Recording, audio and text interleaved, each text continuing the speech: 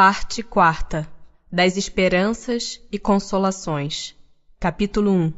Das penas e gozos terrestres.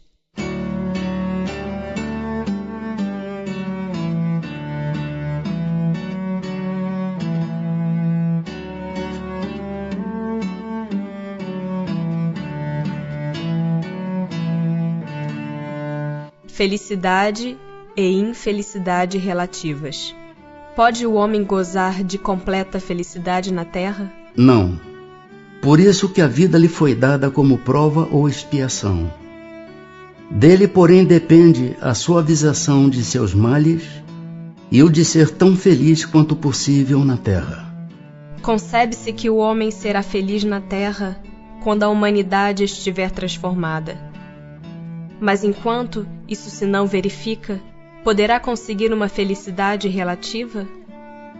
O homem é quase sempre o obreiro da sua própria infelicidade. Praticando a lei de Deus, a muitos males se preservará e proporcionará a si mesmo felicidade tão grande quanto o comporte a sua existência grosseira. A felicidade terrestre é relativa à posição de cada um. O que basta para a felicidade de um constitui a desgraça de outro. Haverá, contudo, alguma soma de felicidade comum a todos os homens? Com relação à vida material, é a posse do necessário. Com relação à vida moral, a consciência tranquila e a fé no futuro. O que para um é supérfluo, não representará para outro o necessário e reciprocamente de acordo com as posições respectivas? Sim, conformemente às vossas ideias materiais, aos vossos preconceitos, à vossa ambição e às vossas ridículas extravagâncias, a que o futuro fará justiça. Quando compreenderdes a verdade, não há dúvida de que aquele que tinha 50.000 libras de renda, vendo-se reduzido a só ter 10.000, se considera muito desgraçado por não mais poder fazer a mesma figura, conservar o que chama a sua posição, ter cavalos, lacaios, satisfazer a todas as paixões, e etc. Acredita que lhe falta o necessário, mas francamente, achas que seja digno de lástima quando ao seu lado muitos há, morrendo de fome e frio, sem um abrigo onde repousem a cabeça? O homem criterioso, a fim de ser feliz, olha sempre para baixo e não para cima, a não ser para elevar sua alma ao infinito. Há males que independem da maneira de proceder do homem e que atingem mesmo os mais justos. Nenhum meio terá ele de os evitar? Deve resignar-se e sofrê-los sem murmurar, se quer progredir. Sempre, porém, lhe é dado buscar consolação na própria consciência, que lhe proporciona a esperança de melhor futuro, se fizer o que é preciso para obtê-lo. Por que favorece Deus com os dons da riqueza a certos homens que não parecem tê-los merecido? Isso significa um favor aos olhos dos que apenas veem o presente. Mas fica sabendo, a riqueza é de ordinário prova mais perigosa do que a miséria. Criando novas necessidades, a civilização não constitui uma fonte de novas aflições? Os males deste mundo estão na razão das necessidades factícias que vos criais. Há muitos desenganos se poupa nesta vida aquele que sabe restringir seus desejos e olha sem inveja para o que esteja acima de si. O que menos necessidades tem, esse o mais rico. Invejais os gozos dos que vos parecem os felizes do mundo. Sabeis porventura o que lhes está reservado? Se os seus gozos são todos pessoais, pertencem eles ao número dos egoístas. O reverso então virá. Deveis de preferência lastimá-los. Deus algumas vezes permite que o mal prospere, mas a sua felicidade não é de causar inveja, porque com lágrimas amargas apagará. quando um justo é infeliz, isso representa uma prova que lhe será levada em conta se a suportar com coragem. Lembrai-vos destas palavras de Jesus: bem-aventurados os que sofrem, pois que serão consolados. Não há dúvida que à felicidade o supérfluo não é forçosamente indispensável, porém o mesmo não se dá com o necessário. Ora, não será real a infelicidade daqueles a quem falta o necessário? Verdadeiramente infeliz o homem só o é, quando sofre da falta do necessário à vida e à saúde do corpo. Todavia pode acontecer que essa privação seja de sua culpa. Então, só tem que se queixar de si mesmo. Se for ocasionada por outrem, a responsabilidade recairá sobre aquele que lhe houver dado causa. Evidentemente, por meio da especialidade das aptidões naturais, Deus indica a nossa vocação neste mundo. Muitos dos nossos males não advirão de não seguirmos essa vocação? Assim é. De fato, e muitas vezes são os pais que, por orgulho ou avareza, desviam seus filhos da senda que a natureza lhes traçou, comprometendo-lhes a felicidade por efeito desse desvio. Responderão por ele. Acharias então justo que o filho de um homem altamente colocado na sociedade fabricasse tamancos, por exemplo, desde que para isso tivesse aptidão? Cumpre não cair no absurdo nem exagerar coisa alguma. A civilização tem suas exigências. Por que haveria de fabricar tamancos o filho de um homem altamente colocado, como dizes, se pode fazer outra coisa? Poderá sempre tornar-se útil na medida de suas faculdades, desde que não as aplique às avessas.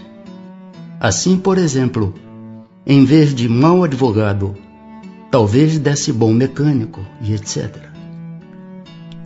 Pessoas há que, carentes de todos os recursos, embora no seu derredor reine a abundância, só têm diante de si a perspectiva da morte. Que partido devem tomar? Devem deixar-se morrer de fome? Nunca ninguém deve ter a ideia de deixar-se morrer de fome. O homem acharia sempre meio de se alimentar, se o orgulho não se colocasse entre a necessidade e o trabalho. Costuma-se dizer: não há ofício desprezível. O seu estado não é o que desonra o homem. Isso, porém, cada um diz para os outros, e não para si. É evidente que, se não fossem os preconceitos sociais pelos quais se deixa o homem dominar, ele sempre acharia um trabalho qualquer que lhe proporcionasse meio de viver, embora deslocando-se da sua posição.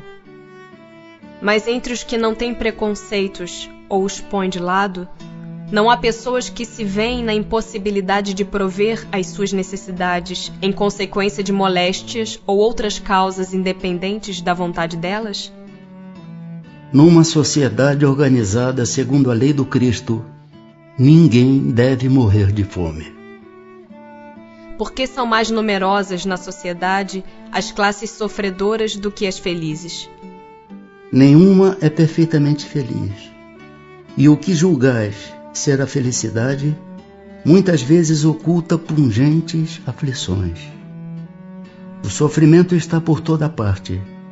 Entretanto, para responder ao vosso pensamento, direi que as classes a que chamas sofredoras são mais numerosas, por ser a terra lugar de expiação.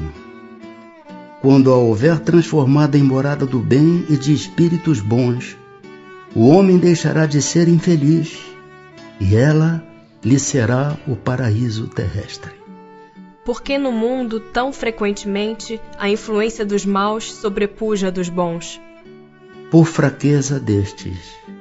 Os maus são intrigantes e audaciosos. Os bons são tímidos.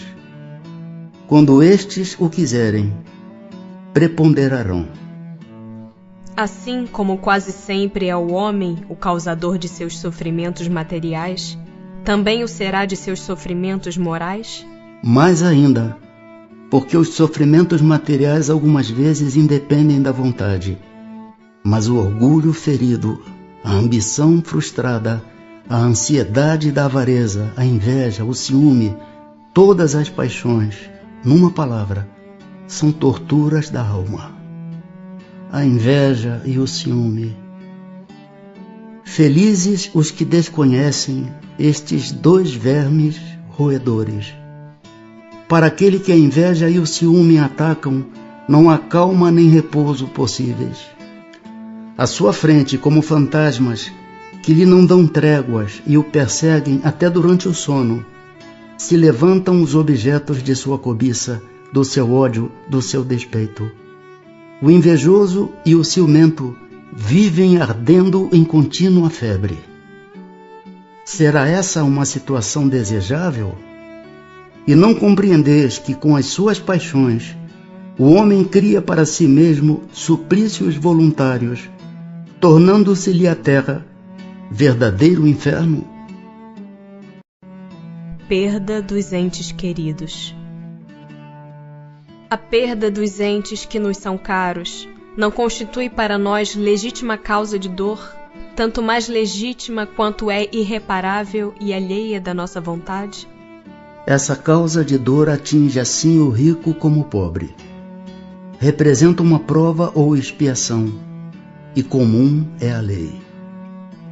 Tendes, porém, uma consolação em poderdes comunicar-vos com os vossos amigos, pelos meios que vos estão ao alcance, enquanto não dispondes de outros mais diretos e mais acessíveis aos vossos sentidos.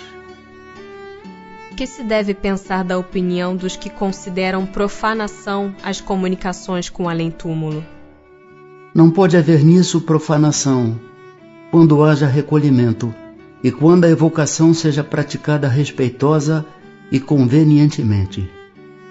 A prova de que assim é, tendes no fato de que os espíritos que vos consagram afeição acodem com prazer ao vosso chamado. Sentem-se felizes por vos lembrardes deles e por se comunicarem convosco. Haveria profanação se isso fosse feito levianamente. Como é que as dores inconsoláveis dos que sobrevivem se refletem nos espíritos que as causam? O espírito é sensível à lembrança e às saudades dos que lhe eram caros na terra. Mas uma dor incessante e desesperada o toca penosamente, porque nessa dor excessiva ele vê falta de fé no futuro e de confiança em Deus. E por consequência, um obstáculo ao adiantamento dos que o choram, e talvez a sua reunião com estes. Decepções, ingratidão, afeições destruídas. Para o homem de coração, as decepções oriundas da ingratidão e da fragilidade dos laços da amizade não são também uma fonte de amarguras? São. Porém, deveis lastimar os ingratos e os infiéis. Serão muito mais infelizes do que vós. A ingratidão é filha do egoísmo, e o egoísta topará mais tarde com corações insensíveis, como o seu próprio o foi. Lembrai-vos de todos os que hão feito mais bem do que vós, que valeram muito mais do que vós, e que tiveram por paga a ingratidão. Lembrai-vos de que o próprio Jesus foi, quando no mundo, injuriado e menosprezado, tratado de velhaco e impostor, e não vos admireis de que o mesmo vos suceda. Seja o bem que houverdes feito a vossa recompensa na terra, e não atenteis no que dizem os que hão recebido os vossos benefícios. A ingratidão é uma prova para a vossa perseverança na prática do bem. Ser-vos-á levada em conta, e os que vos forem ingratos serão tanto mais punidos, quanto maior lhes tenha sido a ingratidão. As decepções oriundas da ingratidão não serão de molde a endurecer o coração e a fechá-lo à sensibilidade? Fora um erro, porquanto o homem de coração, como dizes, se sente sempre feliz pelo bem que faz. Sabe que se esse bem for esquecido nesta vida, será lembrado em outra, e que o ingrato se envergonhará e terá remorsos da sua ingratidão. Mas isso não impede que seu coração fique ferido. Ora, daí não poderá nascer-lhe a ideia de que seria mais feliz se fosse menos sensível? Pode, se preferir a felicidade do egoísta. Triste felicidade essa. Saiba, pois, que os amigos ingratos que o abandonam não são dignos de sua amizade e que se enganou a respeito deles. Assim sendo, não há de que se lamentar o tê-los perdido. Mais tarde, achará outros que saberão compreendê-lo melhor. Lastimai os que usam para convosco de um procedimento que não tenhais merecido, pois bem triste se lhes apresentará o reverso da medalha. Não vos aflijais, porém, com isso. Será o meio de vos colocardes acima deles. Uniões antipáticas. Uma vez que os espíritos simpáticos são induzidos a unir-se, como é que entre os encarnados frequentemente só de um lado há afeição, e que o mais sincero amor se vê acolhido com indiferença e até com repulsão? Como é, além disso, que a mais viva afeição de dois seres pode mudar-se em antipatia e mesmo em ódio? Não compreendes então que isso constitui uma punição, se bem que passageira? Depois, quantos não são os que acreditam amar perdidamente, porque apenas julgam pelas aparências, e que, obrigados a viver com as pessoas amadas, não tardam a reconhecer que só experimentaram um encantamento material. Não basta uma pessoa estar enamorada de outra que lhe agrada e em quem supõe belas qualidades. Vivendo realmente com ela é que poderá apreciá-la.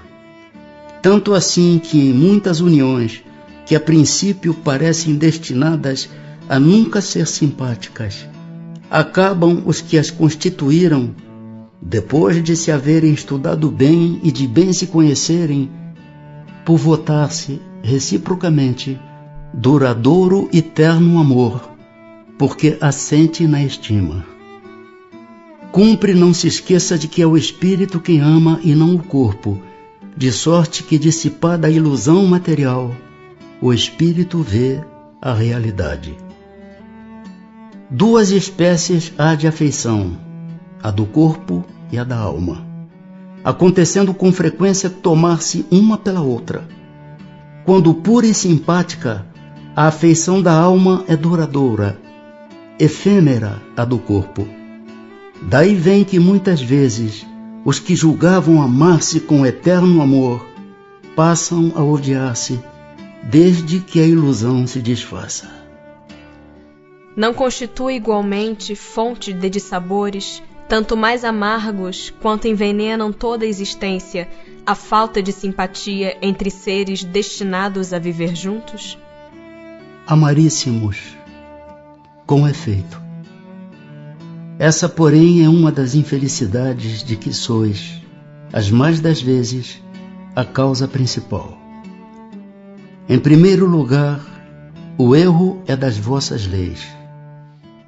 Julgas, porventura, que Deus vos constrange a permanecer junto dos que vos desagradam? Depois, nessas uniões, ordinariamente buscais a satisfação do orgulho e da ambição, mais do que a ventura de uma afeição mútua.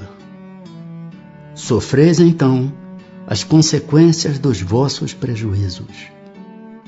Mas nesse caso, não há quase sempre uma vítima inocente? Há. E para ela é uma dura expiação. Mas a responsabilidade da sua desgraça recairá sobre os que lhe tiverem sido os causadores. Se a luz da verdade já lhe houver penetrado a alma, em sua fé no futuro ele buscará consolação. Todavia, À medida que os preconceitos se enfraquecerem, as causas dessas desgraças íntimas também desaparecerão. Temor da morte. Para muitas pessoas, o temor da morte é uma causa de perplexidade. De onde lhes vem esse temor, tendo elas diante de si o futuro? Falece-lhes fundamento para semelhante temor. Mas que queres? Se procuram persuadi-las, quando crianças, de que há um inferno e um paraíso, e que mais certo é irem para o inferno, visto que também lhes disseram que o que está na natureza constitui pecado mortal para a alma, sucede então que, tornadas adultas, essas pessoas, se algum juízo têm, não podem admitir tal coisa e se fazem ateias ou materialistas. São assim levadas a crer que, além da vida presente, nada mais há. Quanto aos que persistiram nas suas crenças da infância, esses temem aquele fogo eterno que os queimará sem os consumir. Ao justo nenhum temor inspira a morte, porque com a fé tem ele a certeza do futuro. A esperança fala o contar com uma vida melhor, e a caridade, a cuja lei obedece, lhe dá a segurança de que no mundo para onde terá de ir, nenhum ser encontrará cujo olhar lhe seja de temer. Pessoas não haverá que achem um tanto banais esses conselhos para ser-se feliz na terra, que neles vejam o que chamam lugares comuns, sediças verdades, e que digam que, afinal, o segredo para ser-se feliz consiste em saber cada um suportar a sua desgraça? Há as que dizem isso, e em grande número. Mas muitas pessoas se parecem com certos doentes a quem o médico prescreve a dieta. Desejariam curar-se sem remédios e continuando a apanhar indigestões. Desgosto da vida. Suicídio. De onde nasce o desgosto da vida que, sem motivos plausíveis, se apodera de certos indivíduos? Efeito da ociosidade, da falta de fé e também da saciedade.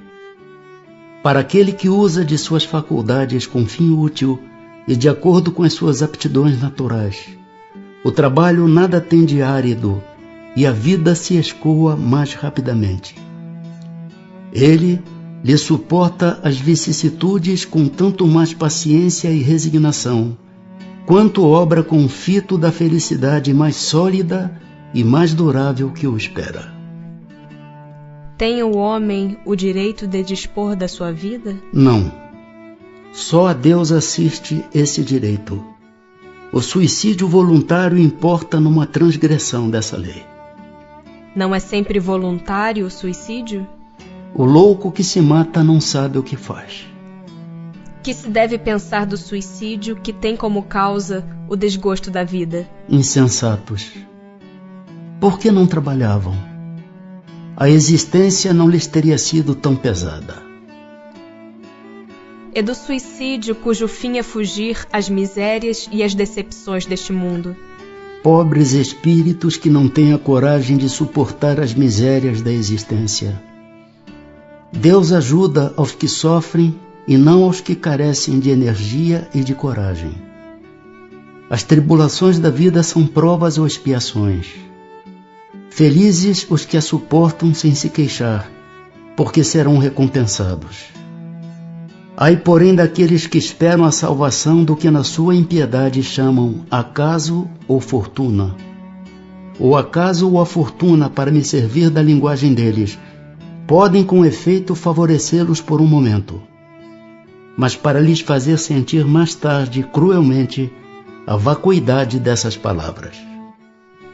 Os que hajam conduzido o desgraçado a esse ato de desespero sofrerão as consequências de tal proceder? Ó, esses, ai deles, responderão como por um assassínio. Pode ser considerado suicida aquele que, a braços com a maior penúria, se deixa morrer de fome? É um suicídio, mas os que lhe foram causa ou que teriam podido impedi-lo são mais culpados do que ele, a quem a indulgência espera. Todavia não penseis que seja totalmente absolvido, se lhe faltarem firmeza e perseverança, e se não usou de toda a sua inteligência para sair do atoleiro. Ai dele, sobretudo, se o seu desespero nasce do orgulho, quero dizer, se for quais homens em quem o orgulho anula os recursos da inteligência, que corariam de dever a existência ao trabalho de suas mãos e que preferem morrer de fome a renunciar ao que chamam sua posição social. Não haverá 1000 vezes mais grandeza e dignidade em lutar contra a adversidade, em afrontar a crítica de um mundo fútil e egoísta que só tem boa vontade para com aqueles a quem nada falta e que vos volta as costas assim que precisais dele? Sacrificar a vida à consideração desse mundo é estultícia, porquanto ele a isso nenhum apreço dá. É tão reprovável como o que tem por causa o desespero, o suicídio daquele que procura escapar à vergonha de uma ação má? O suicídio não apaga a falta. Ao contrário, em vez de uma, haverá 2. Quando se teve a coragem de praticar o mal, é preciso ter-se a de lhe sofrer as consequências. Deus que julga, pode, conforme a causa, abrandar os rigores de sua justiça. Será desculpável o suicídio quando tenha por fim impedir que a vergonha caia sobre os filhos ou sobre a família? O que assim procede não faz bem. Mas como pensa que o faz? Deus lhe leva isso em conta, pois que é uma expiação que ele se impõe a si mesmo. A intenção lhe atenua a falta. Entretanto, nem por isso deixa de haver falta. Demais, eliminai da vossa sociedade os abusos e os preconceitos, e deixará de haver essa forma de suicídio. Que pensar daquele que se mata na esperança de chegar mais depressa a uma vida melhor? Outra loucura, que faça o bem, e mais certo estará de lá chegar, pois matando-se retarda a sua entrada no mundo melhor, e terá que pedir-lhe seja permitido voltar para concluir a vida a que pôs termo sob o influxo de uma ideia falsa. Uma falta, seja qual for, jamais abre a ninguém o santuário dos eleitos. Não é às vezes meritório o sacrifício da vida quando aquele que o faz visa salvar a de outrem ou ser útil aos seus semelhantes? Isso é sublime conforme a intenção, e em tal caso o sacrifício da vida não constitui suicídio. Mas Deus se opõe a todo sacrifício inútil e não o pode ver de bom grado se tem o orgulho a manchá-lo. Só o desinteresse torna meritório o sacrifício, e não raro quem o faz guarda oculto um pensamento que lhe diminui o valor aos olhos de Deus. Comete suicídio o homem que perece vítima de paixões que ele sabia lhe haviam de apressar o fim, porém, a que já não podia resistir por havê-las o hábito mudado em verdadeiras necessidades físicas? É um suicídio moral. Não percebes que nesse caso o homem é duplamente culpado? Há nele então falta de coragem e bestialidade, acrescidas do esquecimento de Deus. Será mais ou menos culpado do que o que tira a si mesmo a vida por desespero? É mais culpado, porque tem tempo de refletir sobre o seu suicídio. Naquele que o faz instantaneamente há muitas vezes uma espécie de desvairamento que alguma coisa tem da loucura. O outro será muito mais punido, por isso que as penas são proporcionadas sempre à consciência que o culpado tem das faltas que comete. Quando uma pessoa vê diante de si um fim inevitável e horrível, será culpada se abreviar de alguns instantes os seus sofrimentos, apressando voluntariamente sua morte? É sempre culpado aquele que não aguarda o termo que Deus lhe marcou para a existência. E quem poderá estar certo de que, malgrado as aparências, esse termo tenha chegado? de que um socorro inesperado não venha no último momento. Concebe-se que nas circunstâncias ordinárias o suicídio seja condenável.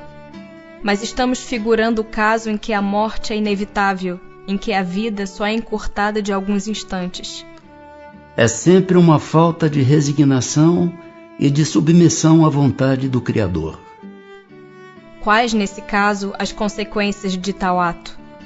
Uma expiação proporcionada, como sempre, à gravidade da falta, de acordo com as circunstâncias.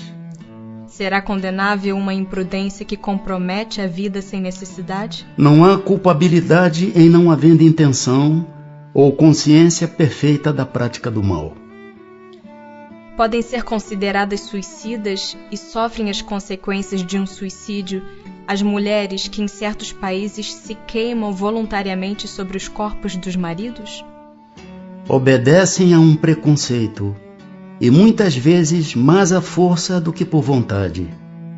Julgam cumprir um dever, e esse não é o caráter do suicídio. Encontram desculpa na nulidade moral que as caracteriza em a sua maioria e na ignorância em que se acham. Esses usos bárbaros e estúpidos desaparecem com o advento da civilização. Alcançam o fim objetivado aqueles que, não podendo conformar-se com a perda de pessoas que lhes eram caras, se matam na esperança de ir juntar-se-lhes? Muito diverso do que esperam é o resultado que colhem. Em vez de se reunirem ao que era objeto de suas afeições, dele se afastam por longo tempo, pois não é possível que Deus recompense um ato de covardia e o insulto que lhe fazem com o duvidarem da sua providência. Pagarão esse instante de loucura com aflições maiores do que as que pensaram abreviar, e não terão para compensá-las a satisfação que esperavam. Quais, em geral, com relação ao estado do espírito, as consequências do suicídio? Muito diversas são as consequências do suicídio, não apenas determinadas, e em todos os casos correspondem sempre às causas que o produziram. Há, porém, uma consequência a que o suicida não pode escapar. É o desapontamento. Mas a sorte não é a mesma para todos. Depende das circunstâncias. Alguns expiam a falta imediatamente, outros em nova existência, que será pior do que aquela cujo curso interromperam.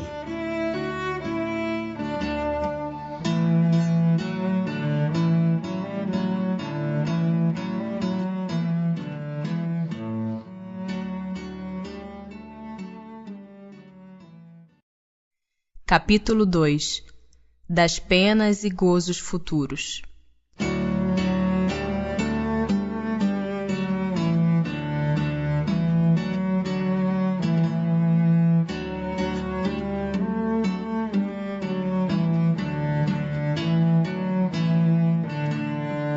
O nada, vida futura. Por que tem o homem instintivamente horror ao nada? Porque o nada não existe.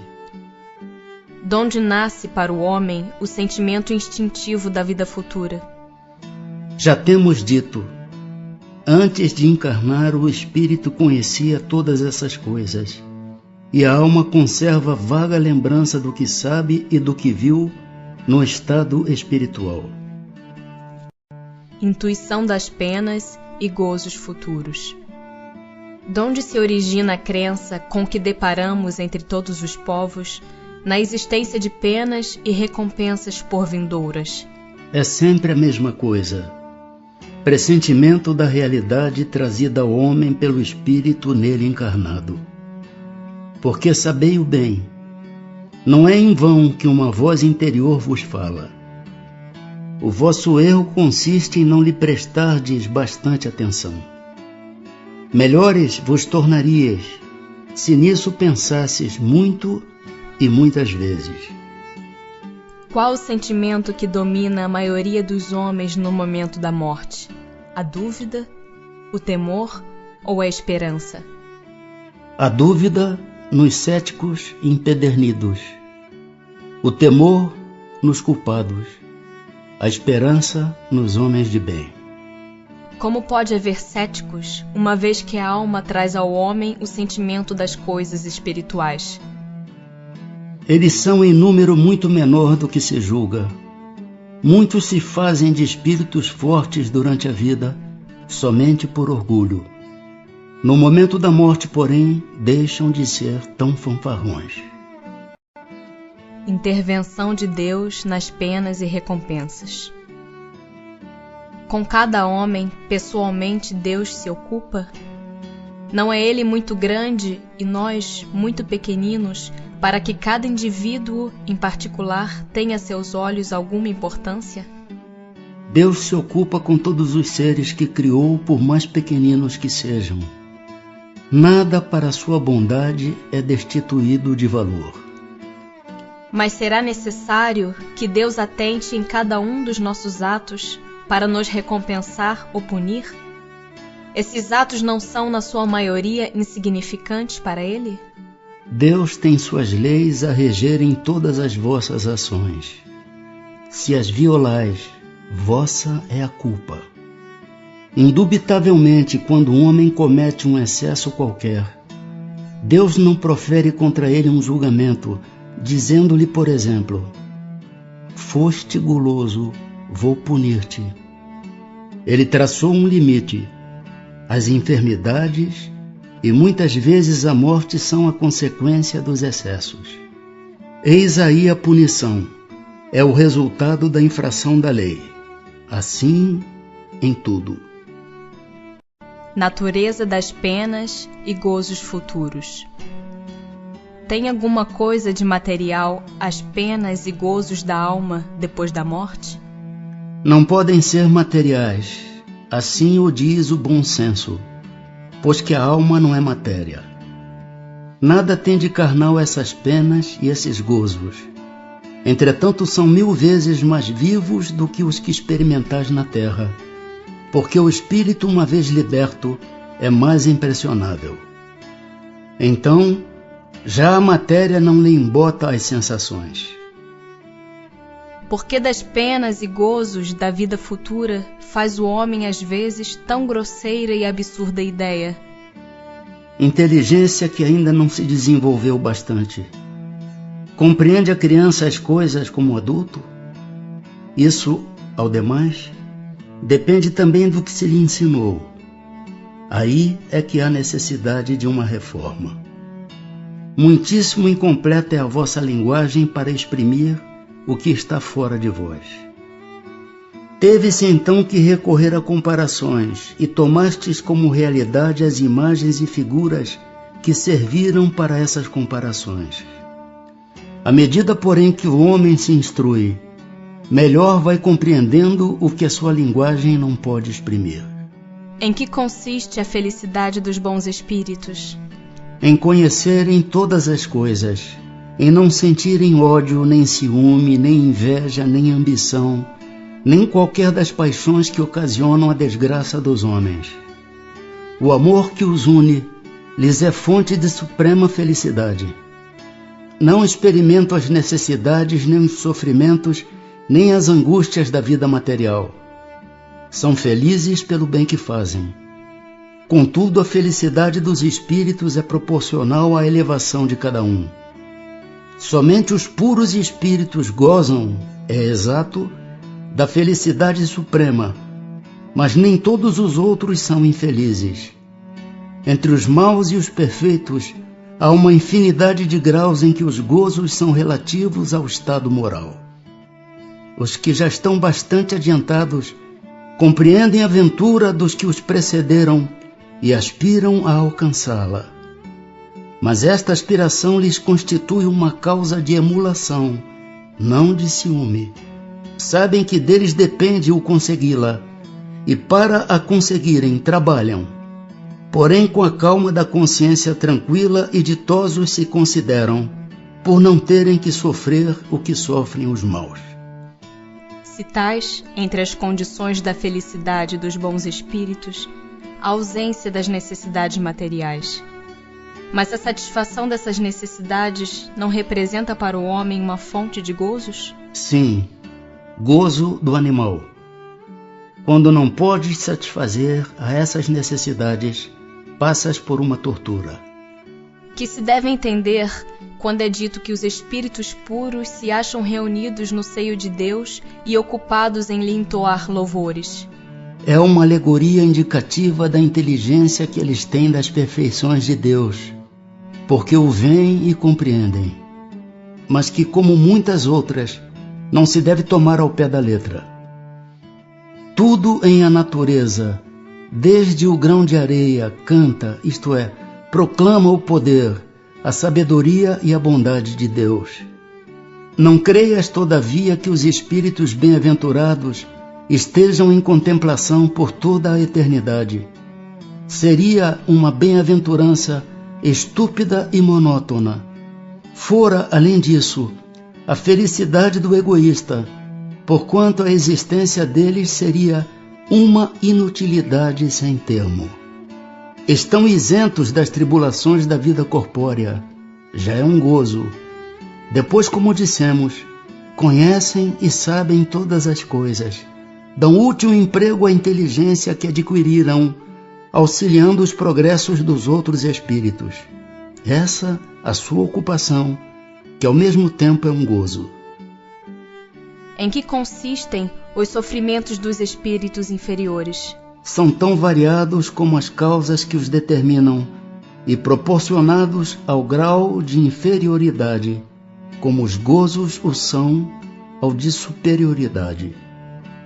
Podem resumir-se assim: invejarem o que lhes falta para ser felizes e não obterem, verem a felicidade e não na poderem alcançar, pesar, ciúme, raiva, desespero, motivados pelo que os impede de ser ditosos, remorsos, ansiedade moral indefinível. Desejam todos os gozos e não os podem satisfazer. Eis o que os tortura. É sempre boa a influência que os espíritos exercem uns sobre os outros? Sempre boa, está claro, da parte dos bons espíritos. Os espíritos perversos, esses procuram desviar da senda do bem e do arrependimento os que lhes parecem susceptíveis de se deixarem levar e que são, muitas vezes, os que eles mesmos arrastaram ao mal durante a vida terrena. Assim, a morte não nos livra da tentação? Não, mas a ação dos maus espíritos é sempre menor sobre os outros espíritos do que sobre os homens, porque lhes falta o auxílio das paixões materiais. Como procedem os maus espíritos para tentar os outros espíritos, não podendo jogar com as paixões? As paixões não existem materialmente, mas existem no pensamento dos espíritos atrasados. Os maus dão pasto a esses pensamentos, conduzindo suas vítimas aos lugares onde possa lhes oferecer o espetáculo daquelas paixões e de tudo o que as possa excitar. Mas de que servem essas paixões se já não têm objeto real? Nisso precisamente é que lhes está o suplício. O avarento vê ouro que não lhe é dado possuir. O devasso, orgias em que não pode tomar parte. O orgulhoso, honras que lhe causam inveja e de que não pode gozar. Quais os sofrimentos maiores a que os espíritos maus se veem sujeitos? Não há descrição possível das torturas morais que constituem a punição de certos crimes. Mesmo o que as sofre teria dificuldade em vos dar delas uma ideia. Indubitavelmente, porém, a mais horrível consiste em pensarem que estão condenados sem remissão. Donde procede a doutrina do fogo eterno? Imagem, semelhante a tantas outras tomada como realidade. Mas o temor desse fogo não produzirá bom resultado? Vede se serve de freio, mesmo entre os que o ensinam. se ensinardes coisas que mais tarde a razão venha a repelir, causareis uma impressão que não será duradoura nem salutar. Os espíritos inferiores compreendem a felicidade do justo? Sim, e isso lhes é um suplício, porque compreendem que estão dela privados por sua culpa. Daí resulta que o espírito liberto da matéria aspira à nova vida corporal, pois que cada existência, se for bem empregada, abrevia um tanto a duração desse suplício. É então que procede a escolha das provas por meio das quais possa expiar suas faltas. Porque ficais sabendo, o espírito sofre por todo o mal que praticou ou de que foi causa voluntária, por todo o bem que houvera podido fazer e não fez, e por todo o mal que decorra de não haver feito o bem. Para o espírito errante já não há véus. Ele se acha como tendo saído de um nevoeiro e vê o que o distancia da felicidade. Mas sofre então, porque compreende quanto foi culpado. Não tem mais ilusões. Vê as coisas na sua realidade. O espetáculo dos sofrimentos dos espíritos inferiores não constitui para os bons uma causa de aflição? E nesse caso, que fica sendo a felicidade deles se é assim turbada? Não constitui motivo de aflição, pois que sabem que o mal terá fim. Auxiliam os outros a se melhorarem e lhes estendem as mãos. Essa a ocupação deles, ocupação que lhes proporciona gozo quando são bem-sucedidos. Isto se concebe da parte de espíritos estranhos ou indiferentes. Mas o espetáculo das tristezas e dos sofrimentos daqueles a quem amaram na terra não lhes perturba a felicidade? Se não vissem esses sofrimentos, é que eles vos seriam estranhos depois da morte. Ora, a religião vos diz que as almas vos veem, mas eles consideram de outro ponto de vista os vossos sofrimentos. Sabem que estes são úteis ao vosso progresso, se os suportardes com resignação. Afligem-se, portanto, muito mais com a falta de ânimo que vos retarda, do que com os sofrimentos considerados em si mesmos, todos passageiros. Não podendo os espíritos ocultar reciprocamente seus pensamentos, e sendo conhecidos todos os atos da vida, dever-se-á deduzir que o culpado está perpetuamente em presença de sua vítima? Não pode ser de outro modo. Assim diz o bom senso. Serão um castigo para o culpado essa divulgação de todos os nossos atos reprováveis e a presença constante dos que deles foram vítimas? Maior do que se pensa, mas tão somente até que o culpado tenha expiado suas faltas, quer como espírito, quer como homem, em novas existências corpóreas. A lembrança das faltas que a alma, quando imperfeita, tenha cometido, não lhe turba a felicidade, mesmo depois de se haver purificado? Não, porque resgatou suas faltas e saiu vitoriosa das provas a que se submetera para esse fim. Não serão para a alma causa de penosa apreensão que lhe altera a felicidade as provas porque ainda tenha de passar para acabar a sua purificação? Para a alma ainda maculada são. Daí vem que ela não pode gozar de felicidade perfeita, senão quando esteja completamente pura. Para aquela, porém, que já se elevou, nada tem de penoso pensar nas provas que ainda haja de sofrer. O laço de simpatia que une os espíritos da mesma ordem constitui para eles uma fonte de felicidade? Os espíritos entre os quais há recíproca simpatia para o bem encontram na sua união um dos maiores gozos, visto que não receiam vê-la turbada pelo egoísmo. Formam no mundo inteiramente espiritual famílias pela identidade de sentimentos, consistindo nisto a felicidade espiritual, do mesmo modo que no vosso mundo vos grupais em categorias e experimentais certo prazer, quando vos achais reunidos. Na afeição pura e sincera que cada um vota aos outros, e de que é por sua vez objeto, tem eles um manancial de felicidade, porquanto lá não há falsos amigos, nem hipócritas. Com relação ao estado futuro do espírito, haverá diferença entre um que em vida teme a morte e outro que a encara com indiferença e mesmo com alegria? Muito grande pode ser a diferença. Entretanto, apaga-se com frequência em face das causas determinantes desse temor ou desse desejo. Quer a tema, quer a deseje, pode o homem ser propelido por sentimentos muito diversos, e são estes sentimentos que influem no estado do espírito. É evidente, por exemplo, que naquele que deseja a morte, unicamente porque vê na morte o termo de suas tribulações, há uma espécie de queixa contra a providência e contra as provas que lhe cumpre suportar. Será necessário que professemos o espiritismo e creiamos nas manifestações espíritas para termos assegurado a nossa sorte na vida futura? Se assim fosse, seguir-se-ia que estariam deserdados todos os que não creem ou que não tiveram ensejo de esclarecer-se, o que seria absurdo.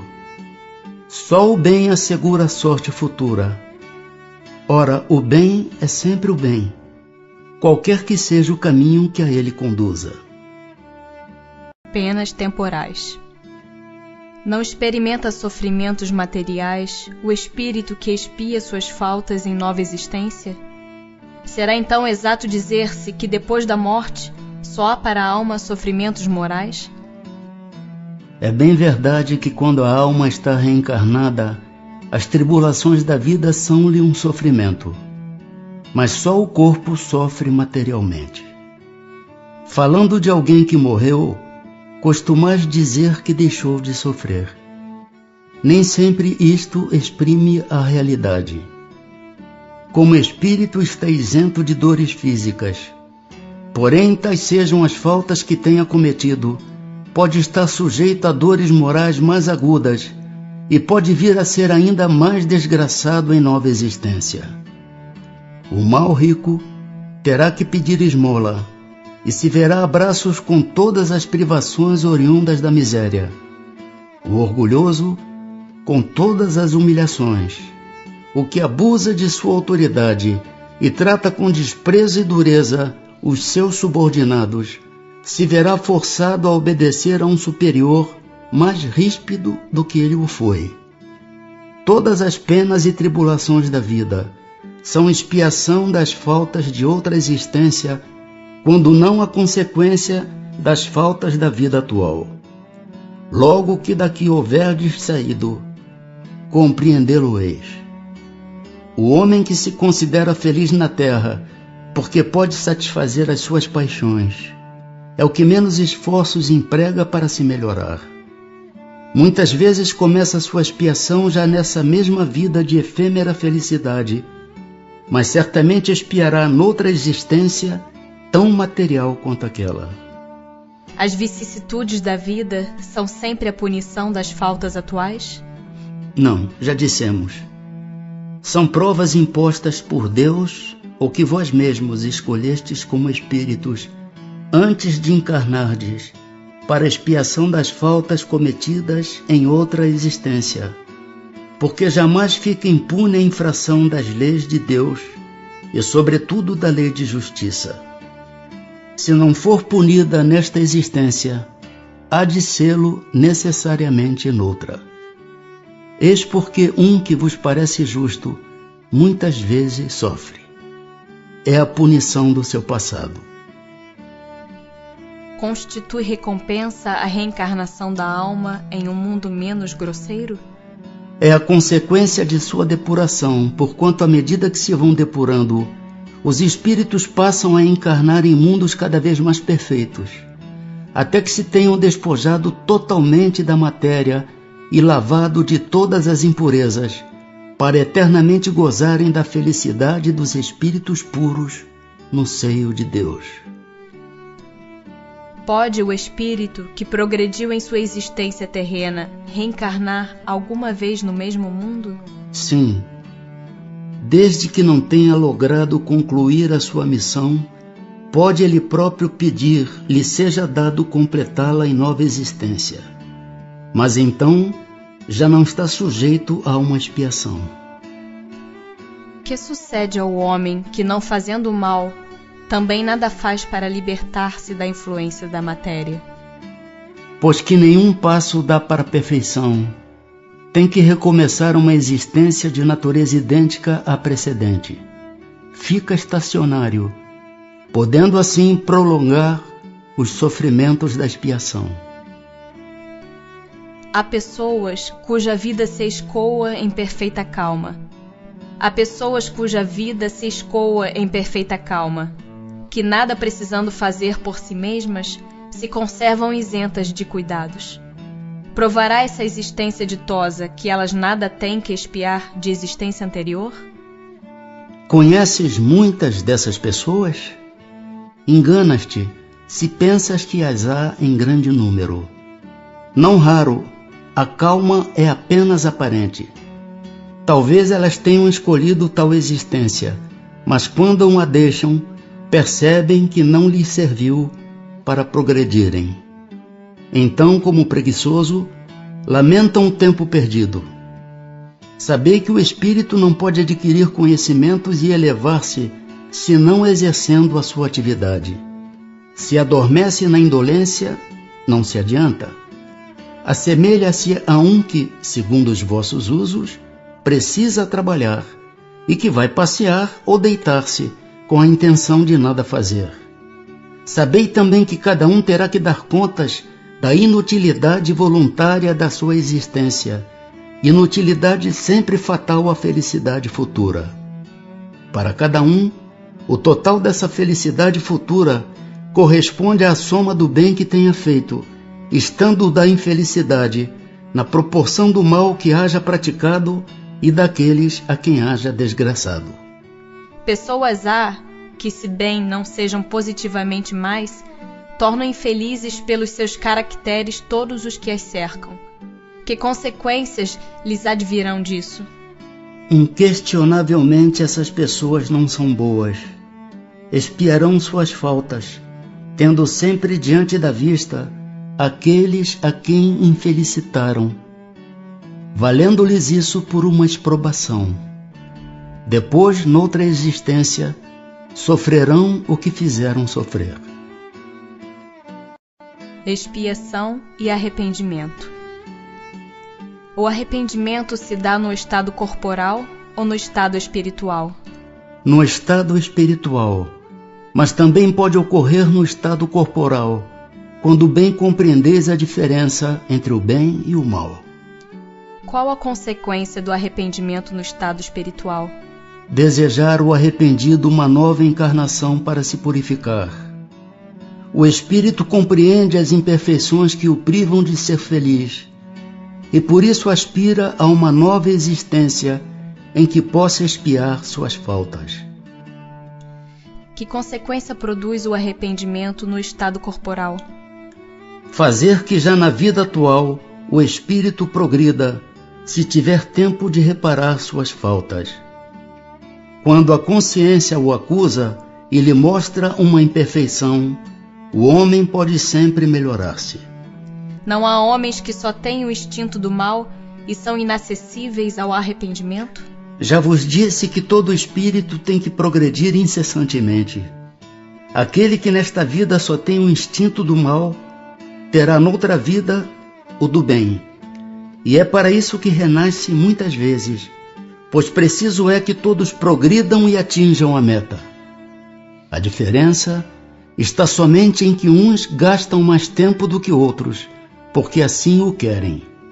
Aquele que só tem o instinto do bem já se purificou, visto que talvez tenha tido o do mal em anterior existência.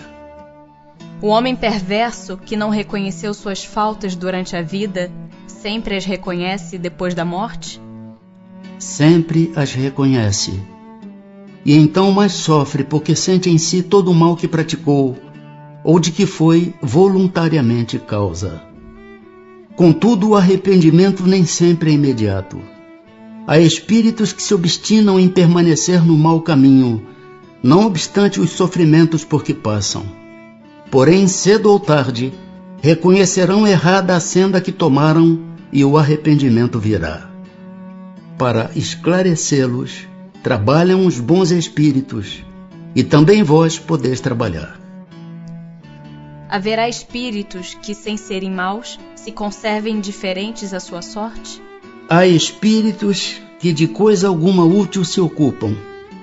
Estão na expectativa, mas nesse caso sofrem proporcionalmente. Devendo em tudo haver progresso, neles o progresso se manifesta pela dor.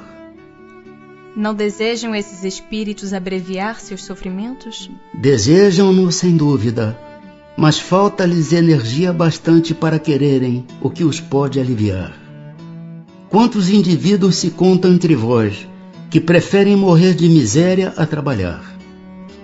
Pois que os espíritos veem o mal que lhes resulta de suas imperfeições, como se explica que haja os que agravam suas situações e prolongam o estado de inferioridade em que se encontram, fazendo o mal como espíritos, afastando do bom caminho os homens?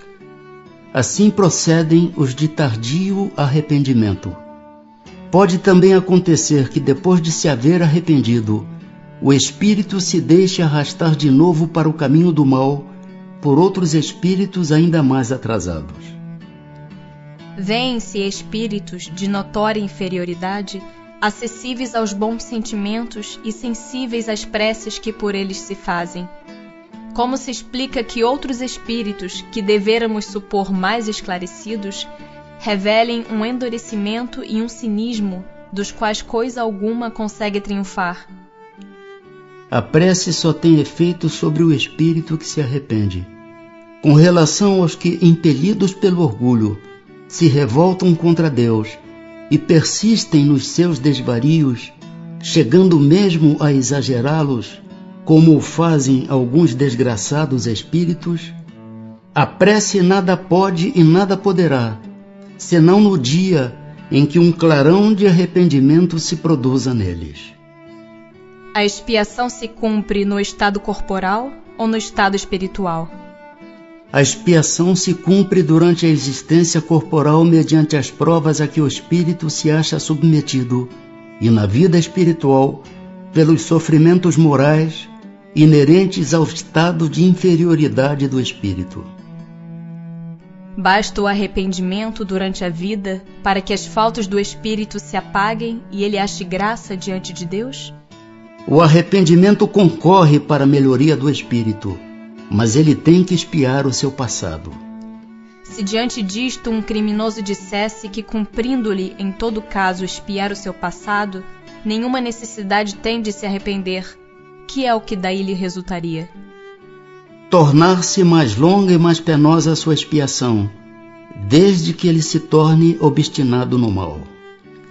Já desde esta vida, poderemos ir resgatando as nossas faltas? Sim, reparando-as. Mas não creais que possais resgatá-las mediante algumas privações pueris ou distribuindo em esmolas o que possuirdes depois que morrerdes, quando de nada mais precisais. Deus não dá valor a um arrependimento estéril, sempre fácil, e que custa apenas o esforço de bater no peito. A perda de um dedo mínimo, quando se esteja prestando um serviço, apaga mais faltas do que o suplício da carne suportado durante anos com um objetivo exclusivamente pessoal. Só por meio do bem se repara o mal, e a reparação nenhum mérito apresenta, se não atinge o homem nem no seu orgulho, nem nos seus interesses materiais. De que serve para sua justificação que restitua depois de morrer os bens mal adquiridos, quando se lhe tornaram inúteis e deles tirou todo o proveito? De que lhe serve privar-se de alguns gozos fúteis, de algumas superfluidades se permanece integral o dano que causou a outrem. De que lhe serve, finalmente, humilhar-se diante de Deus, se perante os homens conserva o seu orgulho? Nenhum mérito haverá em assegurarmos para depois de nossa morte emprego útil aos bens que possuímos? Nenhum mérito não é o termo. Isso sempre é melhor do que nada. A desgraça, porém, é que aquele que só depois de morto dá, é quase sempre mais egoísta do que generoso. Quer ter o fruto do bem sem o trabalho de praticá-lo. Duplo proveito tira aquele que em vida se priva de alguma coisa. O mérito do sacrifício e o prazer de ver felizes os que lhe devem a felicidade. Mas lá está o egoísmo a dizer-lhe: o que dás, tira aos teus gozos. E como o egoísmo fala mais alto do que o desinteresse e a caridade, o homem guarda o que possui, pretextando suas necessidades pessoais e as exigências da sua posição. Ah, lastimai aquele que desconhece o prazer de dar. Acha-se verdadeiramente privado de um dos mais puros e suaves gozos, submetendo-o à prova da riqueza, tão escorregadia e perigosa para o seu futuro. Houve Deus por bem conceder-lhe como compensação a ventura da generosidade de que já neste mundo pode gozar. Que deve fazer aquele que em artigo de morte reconhece suas faltas quando já não tem tempo de as reparar? Basta-lhe nesse caso arrepender-se? O arrependimento lhe apressa a reabilitação, mas não o absolve. Diante dele não se desdobra o futuro que jamais se lhe tranca? Duração das penas futuras. É arbitrária ou sujeita a uma lei qualquer a duração dos sofrimentos do culpado na vida futura? Deus nunca obra caprichosamente, e tudo no universo se rege por leis em que a sua sabedoria e a sua bondade se revelam. Em que se baseia a duração dos sofrimentos do culpado? No tempo necessário a que se melhore, sendo o estado de sofrimento ou de felicidade proporcionada ao grau de purificação do espírito. A duração e a natureza de seus sofrimentos dependem do tempo que ele gaste em melhorar-se. À medida que progride e que os sentimentos se lhe depuram, seus sofrimentos diminuem e mudam de natureza. São Luís. Ao espírito sofredor, o tempo se afigura tão ou menos longo do que quando estava vivo?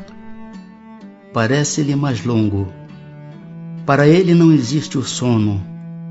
Só para os espíritos que já chegaram a certo grau de purificação, o tempo, por assim dizer, se apaga diante do infinito.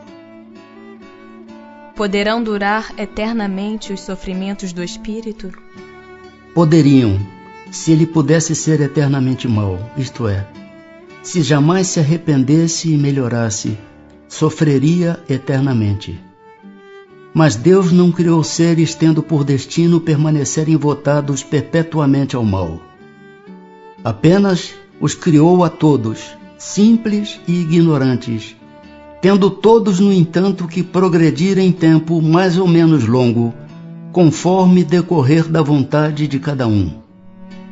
Mais ou menos tardia pode ser a vontade, do mesmo modo que a crianças mais ou menos precoces, porém cedo ou tarde ela aparece por efeito da irresistível necessidade que o espírito sente de sair do estado de inferioridade e de se tornar feliz. Eminentemente sábia e magnânima é, pois, a lei que rege a duração das penas, porquanto subordina essa duração aos esforços do espírito. Jamais o priva do seu livre arbítrio. Se deste faz ele mau uso, sofre as consequências. São Luís. Haverá espíritos que nunca se arrependem? Há os de arrependimento muito tardio, porém pretender-se que nunca se melhorarão, fora negar a lei do progresso e dizer que a criança não pode tornar-se homem. São Luís. Depende sempre da vontade do espírito a duração das penas? Algumas não haverá que lhes sejam impostas por tempo determinado? Sim, ao espírito podem ser impostas penas por determinado tempo. Mas Deus, que só quer o bem de suas criaturas, acolhe sempre o arrependimento e infrutífero jamais fica o desejo que o espírito manifeste de se melhorar. São Luís. Assim, as penas impostas jamais o são por toda a eternidade? Interrogai o vosso bom senso, a vossa razão, e perguntai-lhes se uma condenação perpétua motivada por alguns momentos de erro não seria a negação da bondade de Deus, que é com efeito a duração da vida, ainda quando de 100 anos em face da eternidade. Eternidade. Compreendeis bem esta palavra? Sofrimentos, torturas sem fim, sem esperanças, por causa de algumas faltas. O vosso juízo não repele semelhante ideia? Que os antigos tenham considerado o Senhor do Universo um Deus terrível, cioso e vingativo, concebe-se. Na ignorância em que se achavam, atribuíam a divindade às paixões dos homens. Esse, todavia, não é o Deus dos cristãos, que classifica como virtudes primordiais o amor, a caridade, a misericórdia, o esquecimento das ofensas. Poderia ele carecer das qualidades cuja posse prescreve como um dever às suas criaturas? Não haverá contradição em se lhe atribuir a bondade infinita e a vingança também infinita? Dizes que, acima de tudo, ele é justo e que o homem não lhe compreende a justiça. Mas a justiça não exclui a bondade, e ele não seria bom se condenasse a eternas e horríveis penas a maioria das suas criaturas. Teria o direito de fazer da justiça uma obrigação para seus filhos, se lhes não desse meio de compreendê-la? Aliás, no fazer que a duração das penas dependa dos esforços do culpado, não está toda a sublimidade da justiça unida à bondade? Aí é que se encontra a verdade desta sentença: a cada um segundo as suas obras. Santo Agostinho. Aplicai-vos por todos os meios ao vosso alcance em combater, em aniquilar a ideia da eternidade das penas, ideia blasfematória da justiça e da bondade de Deus, germe fecundo da incredulidade, do materialismo e da indiferença que invadiram as massas humanas desde que as inteligências começaram a desenvolver-se. O espírito, prestes a esclarecer-se, ou mesmo apenas desbastado, logo lhe aprendeu a monstruosa injustiça. Sua razão a repele, e então raro é que não englobe no mesmo repúdio a pena que o revolta e o Deus a quem a atribui. Daí os males sem conta que hão desabado sobre vós, e aos quais vimos trazer remédio. Tanto mais fácil será a tarefa que vos apontamos, quanto é certo que todas as autoridades em que se apoiam os defensores de tal crença evitaram todas pronunciar-se formalmente a respeito.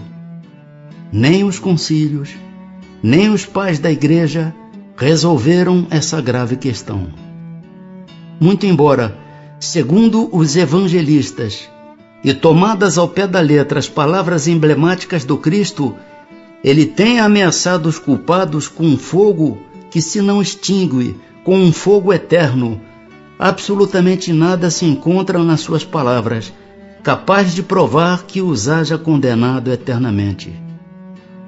Pobres ovelhas desgarradas, aprendei a ver aproximar-se de vós o bom pastor, que longe de vos banir para todo sempre de sua presença, vem pessoalmente ao vosso encontro para vos reconduzir ao aprisco. Filhos pródigos, deixai o vosso voluntário exílio, encaminhai vossos passos para a morada paterna. O Pai vos estende os braços e está sempre pronto a festejar o vosso regresso ao seio da família. Lamené. Guerras de palavras. Ainda não basta o sangue que tendes feito correr. Será ainda preciso que se reacendam as fogueiras? Discutem sobre palavras, eternidade das penas, eternidade dos castigos. Ignorais então que o que hoje entendeis por eternidade não é o que os antigos entendiam e designavam por esse termo? Consulte o teólogo as fontes, e lá descobrirá, como todos vós, que o texto hebreu não atribuía esta significação ao vocábulo que os gregos, os latinos e os modernos traduziram por penas sem fim, irremissíveis. Eternidade dos castigos corresponde à eternidade do mal.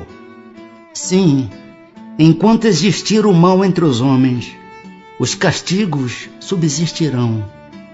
Importa que os textos sagrados se interpretem no sentido relativo. A eternidade das penas é, pois, relativa e não absoluta.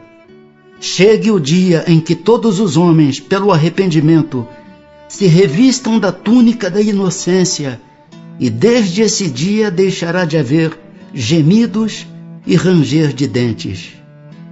Limitada tendes, é certo, a vossa razão humana, porém, tal como a tendes, ela é uma dádiva de Deus, e com o auxílio dessa razão, nenhum homem de boa fé haverá que, de outra forma, compreenda a eternidade dos castigos. Pois que fora necessário admitir-se por eterno o mal. Somente Deus é eterno, e não poderia ter criado o mal eterno.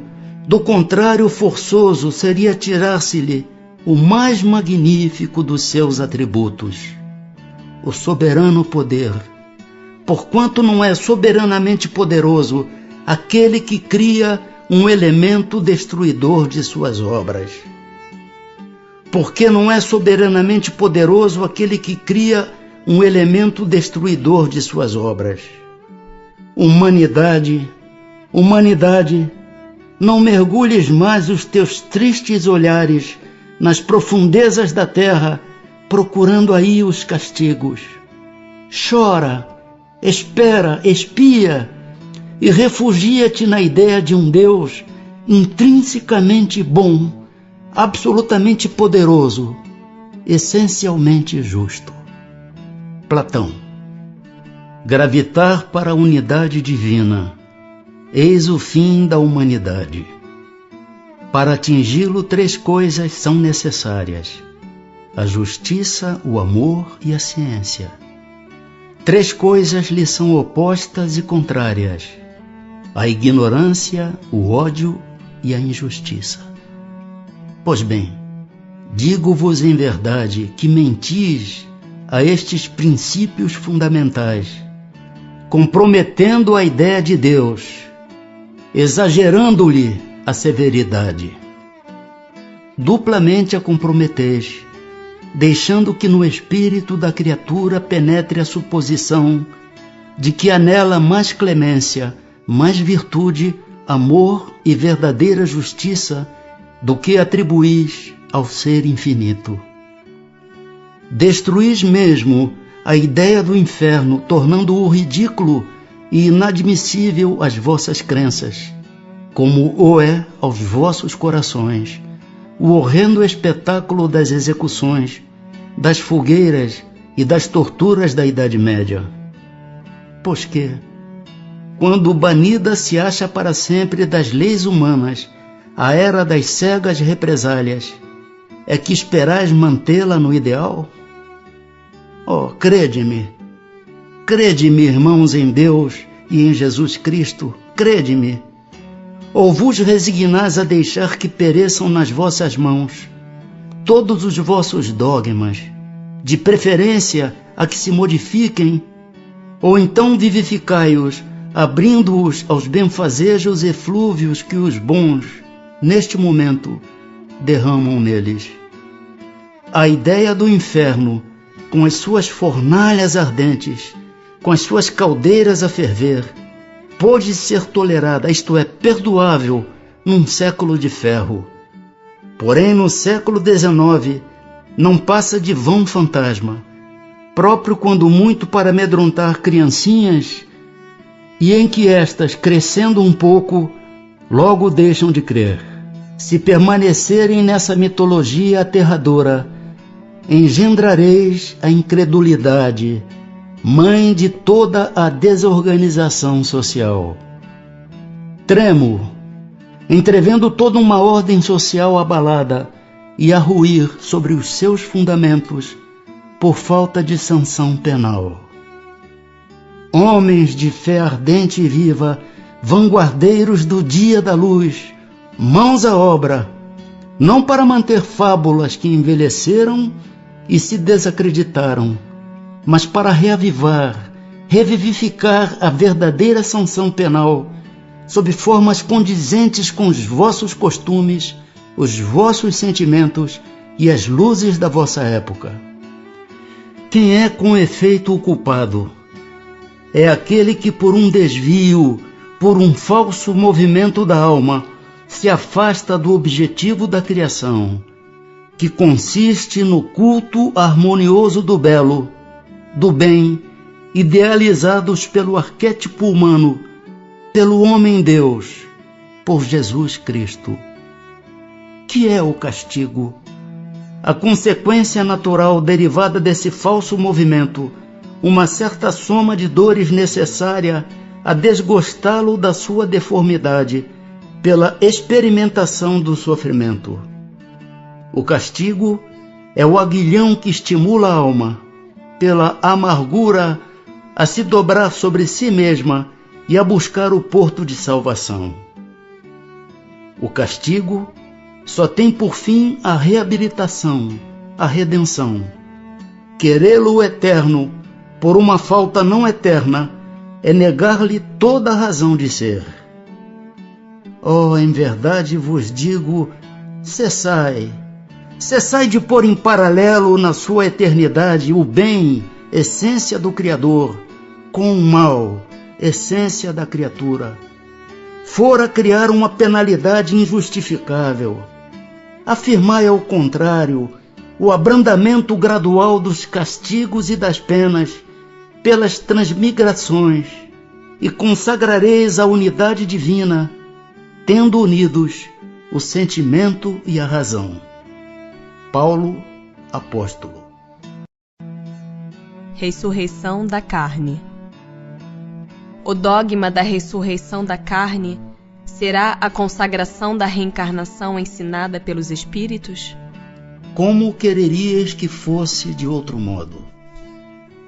Conforme sucede com tantas outras, estas palavras só parecem despropositadas no entender de algumas pessoas, porque as tomam ao pé da letra. Levam por isso à incredulidade. Dai-lhes uma interpretação lógica, e os que chamais livres pensadores as admitirão sem dificuldades, precisamente pela razão de que refletem. Por quê? Não vos enganeis. Esses livres pensadores o que mais pedem e desejam é crer. Têm como os outros, ou talvez mais que os outros, a sede do futuro, mas não podem admitir o que a ciência desmente. A doutrina da diversidade das existências é consentânea com a justiça de Deus.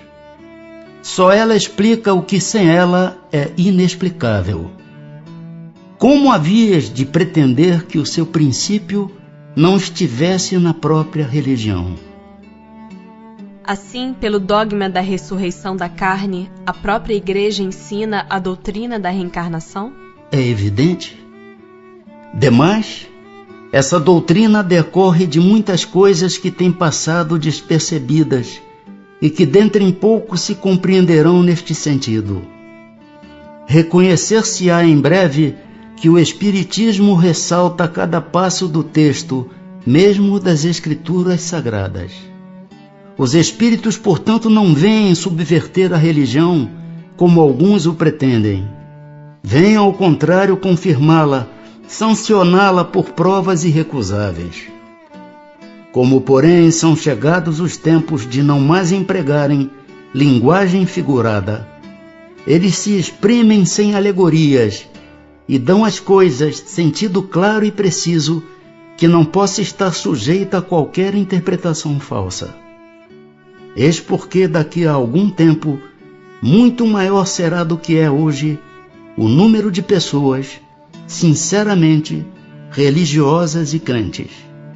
São Luís. Paraíso, inferno e purgatório. Haverá no universo lugares reservados para as penas e gozos dos espíritos segundo seus merecimentos? Já respondemos a esta pergunta. As penas e os gozos são inerentes ao grau de perfeição dos espíritos. Cada um tira de si mesmo o princípio de sua felicidade ou de sua desgraça. E como eles estão por toda parte, nenhum lugar, reservado ou fechado, existe especialmente destinado a uma ou outra coisa. Quanto aos encarnados, esses são mais ou menos felizes ou desgraçados, conforme é mais ou menos adiantado o mundo em que habitam. De acordo então com o que vindes de dizer, o inferno e o paraíso não existem, tais como o homem os imagina? São simples alegorias. Por toda parte há espíritos ditosos e inditosos. Entretanto, conforme também já dissemos, os espíritos de uma mesma ordem se reúnem por simpatia, mas podem reunir-se onde queiram, quando são perfeitos. Que se deve entender por purgatório?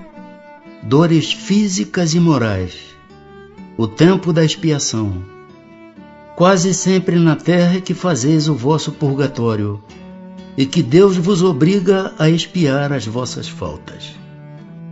Como se explica que espíritos, cuja superioridade se revela na linguagem de que usam, tenham respondido a pessoas muito sérias a respeito do inferno e do purgatório, de conformidade com as ideias correntes?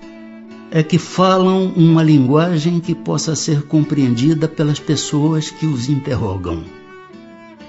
Quando estas se mostram imbuídas de certas ideias, eles evitam chocá-las muito bruscamente, a fim de não lhes ferir as convicções. Se um espírito dissesse a um muçulmano, sem precauções oratórias, que Maomé não foi profeta, seria muito mal acolhido. Concebe-se que assim procedam os espíritos que nos querem instruir. Como, porém, se explica que, interrogados acerca da situação em que se achavam, alguns espíritos tenham respondido que sofriam as torturas do inferno ou do purgatório? Quando são inferiores e ainda não completamente desmaterializados, os espíritos conservam uma parte de suas ideias terrenas e, para dar suas impressões, se servem dos termos que lhes são familiares. Acham-se num meio que só imperfeitamente lhes permite sondar o futuro. Essa a causa de alguns espíritos errantes ou recém-desencarnados falarem como o fariam se estivessem encarnados. Inferno se pode traduzir por uma vida de provações extremamente dolorosa com a incerteza de haver outra melhor. Purgatório, por uma vida também de provações, mas com a consciência de melhor futuro. Quando experimentas uma grande dor, não costumas dizer que sofres como um danado? Tudo isso são apenas palavras, e sempre ditas em sentido figurado. Que se deve entender por uma alma penar? uma alma errante e sofredora, incerta de seu futuro, e a qual podeis proporcionar o alívio que muitas vezes solicita, vindo comunicar-se convosco. Em que sentido se deve entender a palavra céu? Julgas que seja um lugar como os campos elíseos dos antigos, onde todos os bons espíritos estão promiscuamente aglomerados, sem outra preocupação que a de gozar pela eternidade toda de uma felicidade passiva? Não. É o espaço universal. São os planetas, as estrelas e todos os mundos superiores, onde os espíritos gozam plenamente de suas faculdades, sem as tribulações da vida material, nem as angústias peculiares à inferioridade. Alguns espíritos disseram estar habitando o quarto, o quinto céus e etc. Que queriam dizer com isso? Perguntando-lhes que céu habitam, é que formais ideia de muitos céus dispostos como os andares de uma casa. Eles então respondem de acordo com a vossa linguagem. Mas por estas palavras, quarto e quinto céus, exprimem diferentes graus de purificação e, por consequência, de felicidade. É exatamente como quando se pergunta a um espírito se está no inferno. Se for desgraçado, dirá, sim, porque para ele, inferno é sinônimo de sofrimento. Sabe, porém, muito bem que não é uma fornalha. Um pagão diria estar no Tártaro. Em que sentido se deve entender estas palavras do Cristo? Meu reino não é deste mundo. Respondendo assim, o Cristo falava em sentido figurado. Queria dizer que o seu reinado se exerce unicamente sobre os corações puros e desinteressados. Ele está onde quer que domine o amor do bem. Ávidos, porém, das coisas deste mundo e apegados aos bens da terra, os homens com ele não estão. Poderá jamais implantar-se na terra o reinado do bem? O bem reinará na terra quando entre os espíritos que a vêm habitar, os bons predominarem, porque então farão que aí reinem o amor e a justiça, fonte do bem e da felicidade. Por meio do progresso moral e praticando as leis de Deus, é que o homem atrairá para a terra os bons espíritos e dela afastará os maus.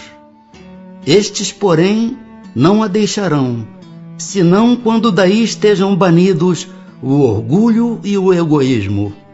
Predita foi a transformação da humanidade, e vos avizinhais do momento em que se dará. Momento cuja chegada apressam todos os homens que auxiliam o progresso. Essa transformação se verificará por meio da encarnação de espíritos melhores, que constituirão na terra uma geração nova. Então, os espíritos dos maus, que a morte vai ceifando dia a dia, e todos os que tentem deter a marcha das coisas, serão daí excluídos, pois que viriam a estar deslocados entre os homens de bem, cuja felicidade perturbariam. Irão para mundos novos, menos adiantados, desempenhar missões penosas, trabalhando pelo seu próprio adiantamento, ao mesmo tempo que trabalharão pelo desenvolvimento de seus irmãos ainda mais atrasados.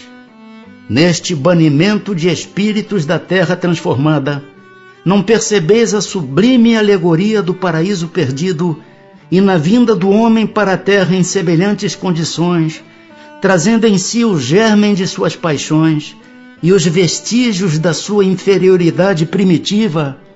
Não descobris a não menos sublime alegoria do pecado original? Considerado deste ponto de vista, o pecado original se prende à natureza ainda imperfeita do homem, que assim só é responsável por si mesmo, pelas suas próprias faltas e não pelas faltas de seus pais. Todos vós, homens de fé e de boa vontade, trabalhai, portanto, com ânimo e zelo na grande obra da regeneração, que colhereis pelo cêntuplo o grão que houverdes semeado.